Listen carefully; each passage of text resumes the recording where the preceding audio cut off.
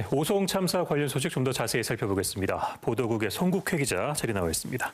자, 송 기자, 일단 2년 전 참사 당시 상황부터 한번 살펴보죠. 네, 참사 당일 아침 7시쯤이었습니다. 미호강 일대에서 임시 제방을 쌓는 작업이 그때 한창이었고요.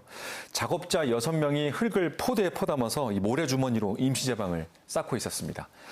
밤새 내린 비로 당시 일대 미호강 수위는 홍수경보 심각 단계인 9.2m를 넘긴 상황이었고요. 강물은 임시 제방 턱 밑까지 차올랐습니다. 결국 1시간 뒤에 이 임시 제방이 무너져 내렸습니다. 네, 당시 일대에는 이 호우특보와 홍수특보도 내려져 있지 않았습니까? 예, 맞습니다. 그러니까 결국에는 부실한 임시 제방이 피해를 키운 거라고 볼 수 있겠죠. 네, 당시 미호강 일대에서는 도로 확장 공사가 한창이었고요. 기존의 미호강 제방이 무단 철거된 상황에서 이 호우가 쏟아지면서 임시 제방을 부실하게 쌓았던 게 화근이었습니다. 법정 기준보다 한 1.14m, 그리고 기존 제방보다는 3.3m 낮게 축조된 거로 조사가 됐는데요. 결국 엄청난 비로 이 임시제방이 무너져 내렸고, 이 미호강과 약 400m가량 떨어진 궁평 이 지하차도까지 흘러들어가서 차도를 지나가던 차량 17대가 미처 빠져나오지 못하고 물에 잠겼습니다. 네. 그러니까 결국 14명이 숨지고 16명이 다치는 안타까운 참사가 발생했습니다. 네. 참사가 발생한 지 벌써 2년이 지났습니다. 이 관련 책임자들의 재판 어디까지 진행이 됐습니까? 지금까지 재판에 넘겨진 인원은 43명이고요. 기관별로 따져보면 충청북도와 청주시, 그다음에 행정중심 복합도시 건설청 등 8곳입니다. 대법원 확정 판결을 받은 건 이 제방을 훼손한 시공사 현장소장, 그리고 또 이를 제대로 감독하지 않은 감리단장 2명입니다. 각각 징역 6년과 4년을 확정받았습니다. 네, 그럼 자치단체장들에 대한 재판은 어떻습니까? 검찰은 일단 지하차도의 관리 책임자입니다. 김영한 충북도지사를 불기소 처분했고요. 지난 1월이었습니다. 중대 시민재해 예방 의무를 소홀히 했다고 보긴 어렵다는 이유에서였는데요. 네. 유족들은 이에 불복해서 지난 2월 대전고검에 항고를 했습니다. 반면 청주시 최고 책임자인 이범석 시장은 법정에 섰습니다. 이 시장은 시민재해치사 혐의를 좀 받고 있고요. 검찰은 청주시가 현장 제방 무단 절개 등을 제대로 감독하지 않았다고 판단을 했습니다. 하지만 이 시장은 하천 점용 허가를 받은 이 행복청과 환경부의 책임이 있다고 주장을 하고 있습니다. 또 같은 혐의로 기소된 전 행복청장과 금호건설 대표도 혐의를 부인하고 있고요. 참사 당일 대응 상황을 허위로 보고한 소방서 간부 2명은 항소심에서 징역형 집행유예를 선고받았습니다.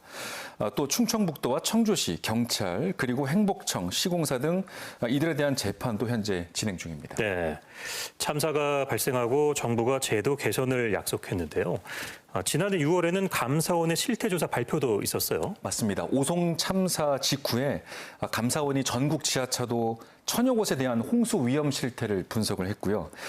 주변 하천이 범람했을 때 침수 우려가 있는 지하차도, 그러니까 182곳을 걸러냈습니다. 이 가운데 87%인 159곳은 침수 가능성을 인명과 차량 진입 통제 기준에 반영하지 않은 것으로 드러났습니다. 네, 그리고 이 지하차도 진입 차단 시설에 대한 지적 사항도 있었나요? 맞습니다. 이 말씀드린 지하차도 182곳 가운데 72%, 그러니까 132곳은 침수 피해가 발생했을 때 2차 사고를 막을 차량 진입 차단 시설이 없었던 것으로 조사가 됐고요. 감사원은 행안부와 국토부에 관련 개선을 요구했습니다.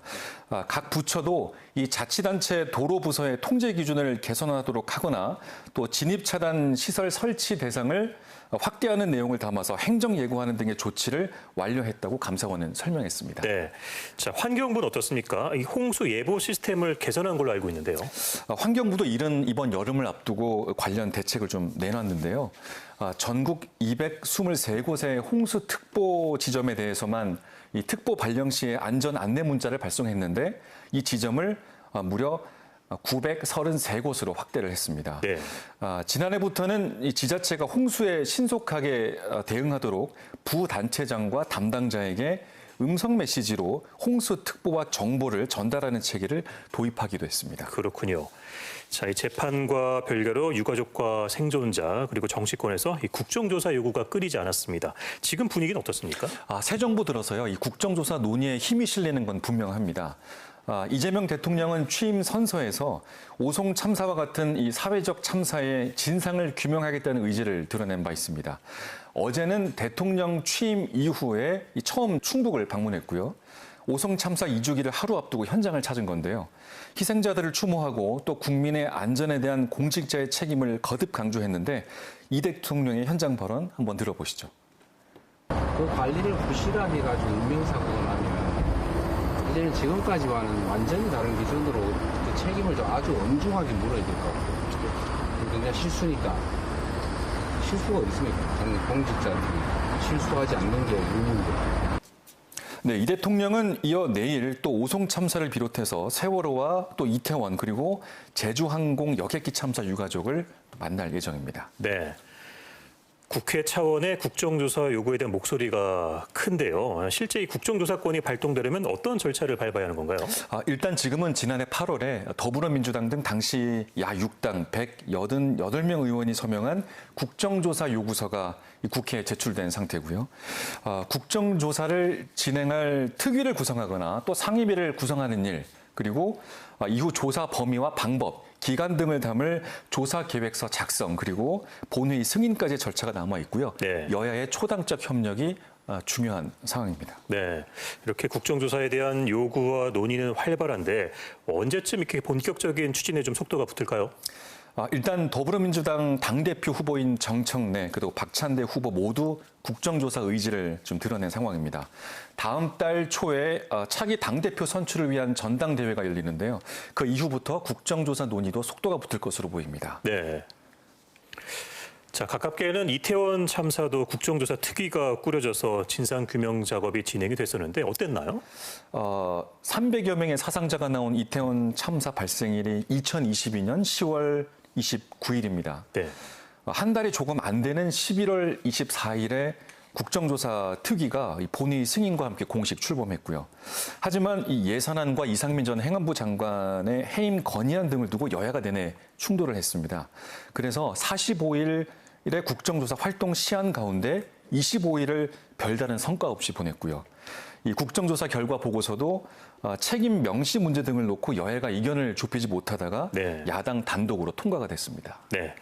자, 마지막으로 이 오송 참사 당시에 그 일대가 수해를 크게 입었습니다. 예. 주민분들이 지금도 이 피해 회복에 어려움을 겪고 있다고 해요. 네, 당시 수해를 입은 오송 일대 주민은 공식적으로 180여 명입니다. 피해 주민들은 올해 두 차례에 걸쳐서 행복청과 또 시공사, 청주시 등을 상대로 160억 원 규모의 수해 보상금을 청구를 했는데요.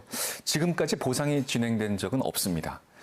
중앙환경분쟁조정 피해구제위원회는 재판 결과가 좀 나와봐야 과실 비율을 따질 수 있다는 입장입니다. 그러니까 참사 진상 규명만큼이나 이 피해 주민 지원도 좀 시급한 상황입니다. 네. 자, 오늘 말씀은 여기까지 듣겠습니다. 고맙습니다. 네, 보도국 송국회 기자였습니다.